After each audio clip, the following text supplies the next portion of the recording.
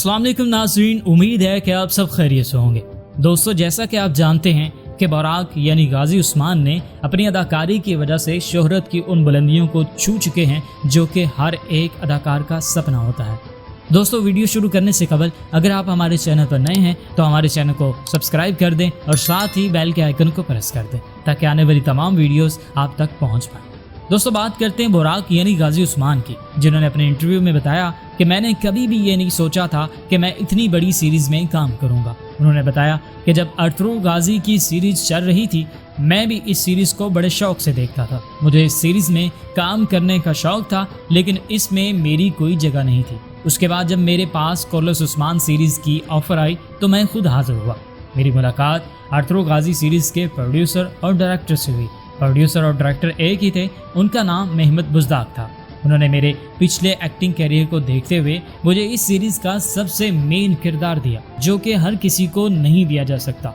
हमारे दरमियान बहुत सी बातें हुई और आखिरकार ये तय पाया कि मैं इस सीरीज़ में निहायत अहम किरदार अदा करूँगा।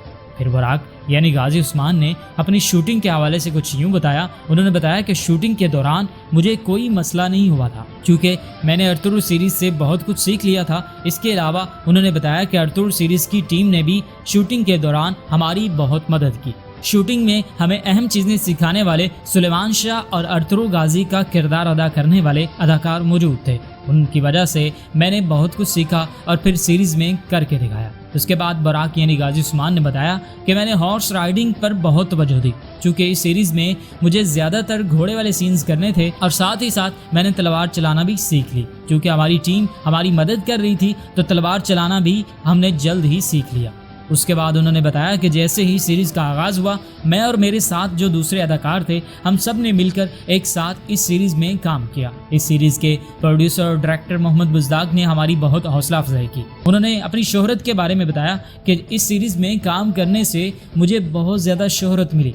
जब कोरलस उस्मान का ट्रेलर जारी हुआ तो काफ़ी लोगों ने मुझे रिजेक्ट किया, लेकिन जब इस सीरीज़ की एपिसोड जारी की गई तो उसके बाद लोगों ने मुझे पसंद करना शुरू कर दिया। जी हाँ नाज़रीन, ये बात तो सच है कि शोहरत तो मिली है और बहुत ज़्यादा मिली है। बिल्कुल इसी तरह जिस तरह अरतुगरुल गाजी का किरदार अदा करने वाले एंजल अल्तान को मिली है। अरतुगरुल सीरीज़ और कोरलस उस्मान सीरीज़ में तुर्कों की सबसे बड़ी तारीख बताई गई है। नाज़रीन, हम आपको एक नहायत दिलचस्प बात से आगाह करते हैं कि कोरलस उस्मान की सीरीज़ में बराक यानी गाजी उस्मान को लेने का मशवरा किसने दिया। जी हाँ, चूँकि ये बात बहुत हैरान कुन है तो हम आपको इस बात से ज़रूर आगाह करेंगे। तो वक्त ज़ाया किए बगैर हम आपको बताते हैं कि जब अरतुगरुल सीरीज़ का इख्तिताम हुआ और ड्रामा चूँकि तारीख़ी था और इसमें मुसलमानों की तारीख़ दिखाई गई थी तो ये दुनिया भर में मशहूर हुआ।